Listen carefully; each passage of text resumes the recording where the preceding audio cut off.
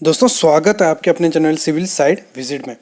तो गाइस आज का टॉपिक काफ़ी इंटरेस्टिंग है और काफ़ी ज़्यादा इम्पोर्टेंट भी है। आज मैं बताऊंगा कि क्यूरिंग मतलब अगर नहीं करोगे आप तो क्या इफ़ेक्ट पड़ेगा कंक्रीट पे, एक चीज़ ये। दूसरा बताऊंगा कि मिनिमम आपको कितने दिन क्यूरिंग करनी होती है, एक ये। और बताऊंगा कितने टाइप की क्यूरिंग होती है, मतलब सब क्यूरिंग का बेसिक बताऊंगा। मेन चीज़ जो मैं आज बताने वाला हूँ आपको वो बताने वाला हूँ कि अगर क्यूरिंग नहीं करोगे तो आपके कंक्रीट पे क्या इफेक्ट पड़ेगा। काफ़ी ज़्यादा इंपॉर्टेंट चीज़ है, इंटरव्यू में भी क्वेश्चन पूछा जाएगा। अगर आप सिविल से रिलेटेड नहीं हो तो आपके घर के लिए भी ये वीडियो काफ़ी ज़्यादा इंपॉर्टेंट है। तो मैं स्टार्ट करता हूँ, विजिट भी करवाऊंगा साइट पे और दिखाऊंगा कि भी अगर आपने क्यूरिंग नहीं की होगी तो कंक्रीट पे क्या इफेक्ट पड़ता है, वो मैं भी आपको आखिर में दिखाऊंगा। तो सबसे पहले मैं स्टार्ट करता हूँ कि मिनिमम आपको क्यूरिंग कितने दिन करनी होती है। देखो, जो हमारा कंक्रीट होता है 28 दिन लेता है स्ट्रेंथ गेन करने को। तो हमारा जो क्यूरिंग का टाइम होता है वो डिपेंड होता है हमारे टेम्परेचर पे। देखो, मिनिमम आपको 7 से 10 दिन आपको क्यूरिंग करनी है, लेकिन अगर आपका टेम्परेचर ज़्यादा है वो आपको करनी है 14 दिन क्यूरिंग करनी है।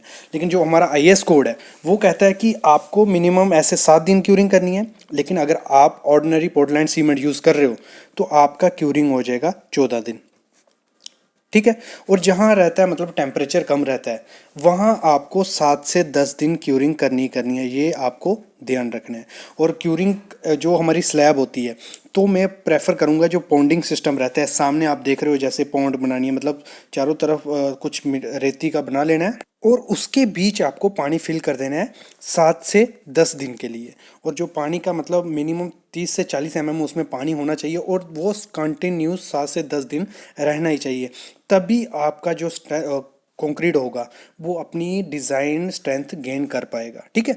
अगर आप नहीं गेन करोगे तो काफ़ी चीज़ें ख़राब हो सकती है, वो मैं आगे आपको बताता हूँ क्या इफेक्ट पड़ेगा।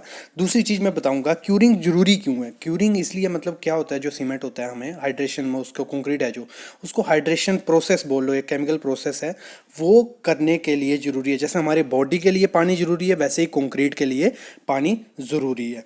तो ये हो गया। ठीक है। दूसरी चीज़ क्या देखनी है, जो आप क्यूरिंग करोगे, जैसे एक मैंने बताया पॉन्डिंग, अगर आपकी वर्टिकल सरफेस है तो आपको उधर बेट हेजन या जो लगा लो बोरी जैसी टांगी होती है उस पर उसको गीला करते रहना है 7 से 10 दिन के लिए। ठीक है।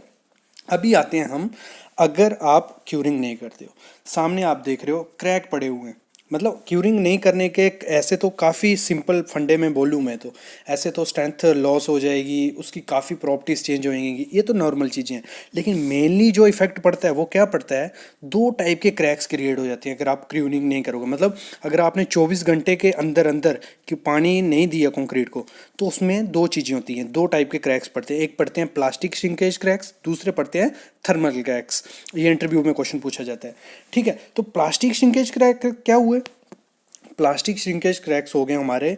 क्या होता है, अगर 24 घंटे के अंदर आप उसको पानी नहीं दोगे तो हर जो सरफेस होती है वो रफ हो जाती है। और दूसरी चीज़, अगर एकदम से पानी सूख जाएगा कंक्रीट उसमें भी प्लास्टिक श्रिंकेज क्रैक्स पड़ जाते हैं। सामने जो क्रैक्स हैं वो प्लास्टिक श्रिंकेज क्रैक है। एक तो कंक्रीट भी अच्छा नहीं था, उसमें वाटर रेशो कम थी, ज़्यादा थी, और एक उसमें क्यूरिंग प्रॉपर से नहीं की गई तो उसमें क्या हुआ, हमारे प्लास्टिक श्रिंकेज क्रैक्स आ गए। ये हो गया हमारा प्लास्टिक श्रिंकेज क्रैक्स, अगर आप क्यूरिंग प्रॉपर वे से नहीं करोगे। अब आते हैं हम दूसरे, जैसे मैंने बोला थर्मल क्रैक्स। तो इसमें क्या होता है, देखो अगर आप क्यूरिंग प्रॉपर से नहीं करोगे तो जो अंदर की लेयर होगी और जो बाहर की लेयर होगी उसमें टेम्परेचर डिफरेंसेस आएंगे। तो उससे क्या होगा, जो आपके अंदर ना उसके कंक्रीट के वहाँ क्रैक्स पड़ जाते हैं छोटे छोटे, वो चीज़ ख़राब है। होता क्या है, ऊपर 30 से 50 mm के क्रैक्स पड़ जाएंगे। मतलब एक अगर आपकी 125 mm की स्लैब है, आपने क्यूरिंग नहीं की प्रॉपर से, ऊपर से क्या होगा 30 से 50 mm में क्रैक क्रिएट हो जाएंगे। और वो काफ़ी रिस्की है, मतलब उस स्लैब के लिए। क्यों? क्योंकि क्या होता है, जो हमारी रीइंफोर्समेंट होती है, मतलब स्लैब की या किसी भी चीज़ की कॉलम की, वो जो बाहर की लेयर होती है वो एक कंक्रीट कवर होता है, मतलब रीइंफोर्समेंट को। अगर उसमें 30 से 50 mm में आपके क्रैक आ गए तो क्या होगा, पानी इंसर्ट होगा। पानी इंसर्ट होगा, जो आपका अंदर होगा स्टील होगा उसको क्रोजन लग सकती है, वो धीरे धीरे डिट्रॉयड होके ख़त्म हो सकता है और आपकी स्लैब कोलैप्स होने के चांसेस होते हैं। एक चीज़ ये होगी।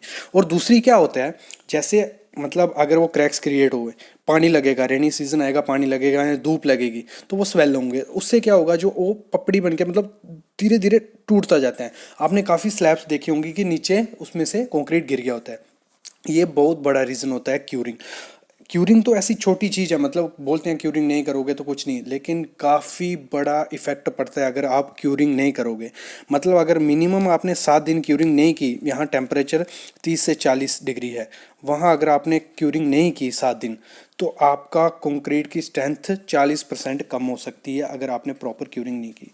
ऐसे तो क्या है, देखो जहाँ पानी पॉसिबल नहीं है, मतलब क्यूरिंग के लिए पानी नहीं मिलता है, तो आजकल काफ़ी कंक्रीट में केमिकल एडमिक्सचर्स आ गए हैं, मेम्ब्रेन आ गई हैं, तो वो डाल के भी क्यूरिंग हो सकती है। और काफ़ी ऐसी कंपनीज हैं जो अपने सीमेंट के साथ आपको जो क्यूरिंग एडमिक्सचर है या मेम्ब्रेन है वो फ्री देती है। अल्ट्राटेक होगी, अंबुजा होगी, ये काफ़ी ज़्यादा कंपनीज है। अगर आप मास क्वांटिटी में सीमेंट बैग लोगे 100 से अबव, तो आपको ये मेम्ब्रेन प्रोवाइड करेंगी क्यूरिंग के लिए। तो इसलिए क्यूरिंग काफ़ी ज़्यादा इंपॉर्टेंट है।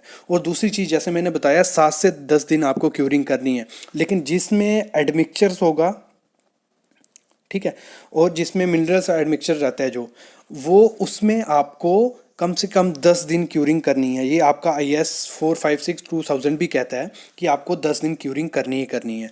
और ये जो मैं वैल्यूज़ बोल रहा हूँ ये कहीं से नहीं, आपको आप IS कोड हमारी वेबसाइट civilsitevisit.com से मिल जाएगा, लिंक डिस्क्रिप्शन में भी है, उसमें भी मिल जाएगा, और इस पे ब्लॉग भी है, उसमें मैंने सब लिखा है कि कैसे अगर नहीं करोगे क्या होगा और कितने दिन आपको क्यूरिंग करनी है। आपको थियोरेटिकल वे से भी मिल जाएगा, आप एज ए नोट उसको यूज़ कर सकते हो।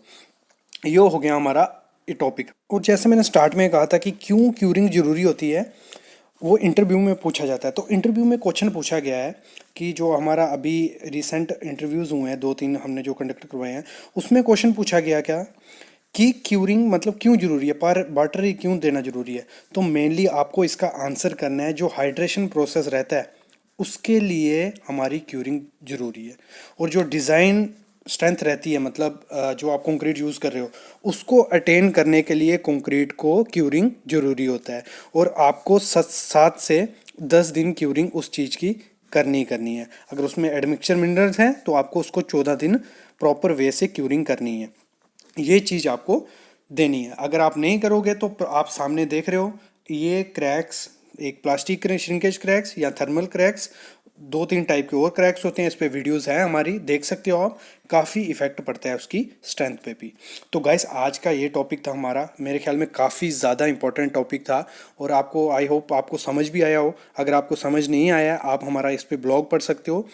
और आपको एक चीज़ मैं बता दूं कि हमारा, मैं अभी सोच रहा हूँ दूसरा चैनल हम मैं रिसेंट लेके आ रहा हूँ, हमारा जो जॉब्स पे रहेंगी, कि जो सिविल इंजीनियरिंग जॉब्स जितनी रिलेटेड जॉब्स आएंगी उस पे मैं वीडियोस लाऊंगा, उसका आपको लिंक प्रोवाइड करूंगा। काफ़ी हेल्पफुल होगा वो चैनल आपके लिए। तो गाइस ऐसे ही वीडियोस देखते रहो, सीखते रहो। आपको कोई भी दिक्कत आती है तो आप मेरे को कमेंट करो, मैं उसका रिप्लाई ज़रूर आपको करूँगा।